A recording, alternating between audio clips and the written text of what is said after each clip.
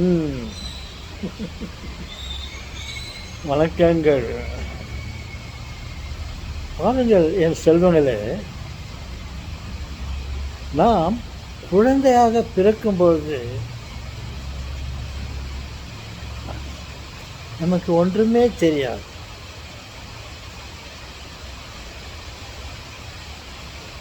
உலகத்தை பற்றி ஒன்றுமே நமக்கு தெரியாது. ஏனோ மனிதன் பிறந்து விட்டான். நான் சொல்லுங்கள், அவ்வளவுதான். நமது தேவைகள் அனைத்தையும்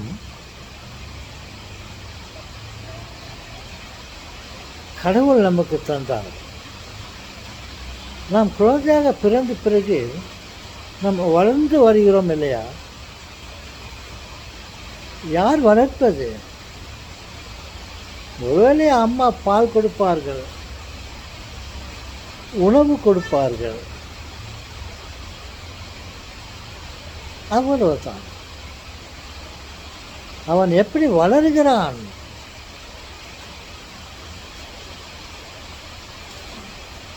இறைவன் வளர்த்துகிறார். நாள் பட ஒவ்வொரு நாளுக்கும் மனிதன் வளர்ந்து கொண்டே வருகிறான். எப்படி அவன் வளர்ந்து கொண்டு வருகிறான்? தானாக அவனால் வளர முடியாது. கடவுள் அந்த குழந்தையை வளர்த்து கொண்டு வருகிறார். சிறு வயதிலிருந்து ஒவ்வொரு நாளும் ஒரு வளர்ச்சியை பெற்றுக்கொண்டு அவன் சாகும் வரை அவன் திடமான மனிதனாக வருகிறது. கடவுள் நமக்கு சக்தியையும் நாம் வளர்வதற்கு என்னென்ன வேண்டுமோ அதையெல்லாம் அவர் கொடுத்து கொண்டு வருகிறார். ஸ்பூன் ஃபீடிங் நமக்கு ஊட்டி கொண்டு வருகிறார். ஞானத்தை ஊட்டுகிறார், உணவை ஊட்டுகிறார். அவரென்று எதுவும் நடக்காது, வளராது, உருவாகாது. எந்த சிந்தனை சொல் அனைத்தும் செயல்கள் ஒன்றும் அவர் தான் நமக்கு இருக்கிறார். இவனுக்கு எப்படி ஞானம் அறிகிறது என்றால் கடவுள் நமக்கு ஞானத்தை கொடுக்கிறார். எல்லா விஷயங்களையும் நம்ம அறிந்து கொள்வதற்கு நமக்கு புத்தியை கொடுத்திருக்கிறார். அவர் புத்தியை நாம் கொடுத்துவிட்டு அவர் ஒவ்வொரு காரியங்களையும் அவர் செய்து காட்டுகிறார். எப்படி ஒரு கோழியாகப்பட்டு இந்த கோழியினுடைய அடைக்காப்பில் பல கோழி குஞ்சுகள் இருக்கிறது. அந்த கோழி குஞ்சுகளுக்கு ஒன்றுமே தெரியாது. தன் தாய் கோழியானது அந்த கோழி குஞ்சுகளுக்கு வேலை அங்கே உணவு இருக்குதா, அங்கே கூட்டு போயிட்டு அது கீழே கொச்சி காட்டுது, அங்கே உணவு இருக்குது, அதை சாப்பிடு அப்படின்னு சொல்லிட்டு.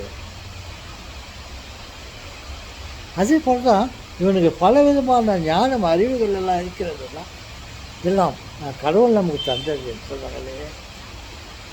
நாம் நினைத்து கொள்ள வேண்டாம், கடவுளை போல் நாமும் பல காரியங்களை செய்கிறோம், பல உற்பத்திகளை எல்லாம் நாம் செய்கிறோம்.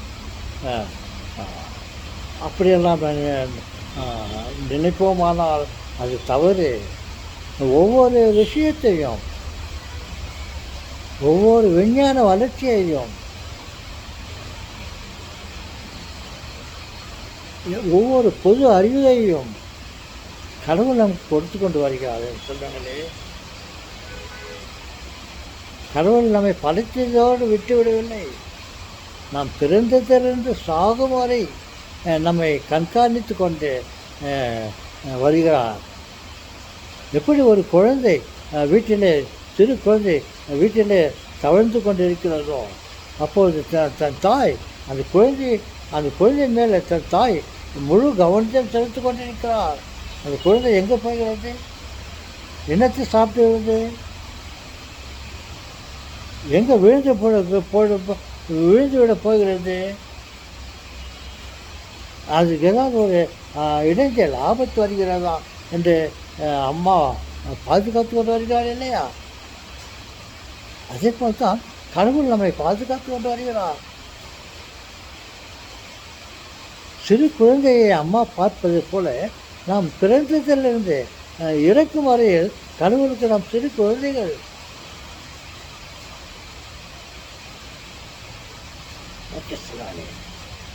அவருக்கு நன்றி செலுத்துவோமா? நன்றி இறைவா, எங்களை நினைத்து, எங்களை படைத்து, எங்களை காப்பாற்றி கொண்டு வருகிறது என் தந்தையே, உமக்கு தேங்க்ஸ். எவ்வளவோ சொல்லலாம், கொடான கொடி நன்றி என்று சொல்லலாம். தேங்க்ஸ் இறைவா. நாங்கள் பிறந்ததிலிருந்து இன்று வரை எங்களை எப்படி காத்து கொண்டு வந்தீரோ, அதே போல் இப்பொழுது நாங்கள் சாகும் வரை எங்களை பாதுகாத்தவர்களும் என்ன இறைவா என்று நாம் கேட்கலாம். எங்களை பாதுகாத்து கொண்டு வருவதற்கு நன்றி என்றும் சொல்லலாம். அவர் அது எதையுமே எதிர்பார்க்கவில்லை. நாம் நன்றியும் சொல்லிவிட்டால் ஆயிடுச்சா? நமது திருப்திக்காக நாம் நன்றி சொல்கிறோம். நம்மை படைத்த பிறகு நம்மை காப்பது, பராமரிப்பது அவருடைய வேலை என்று சொல்கிறாங்களே.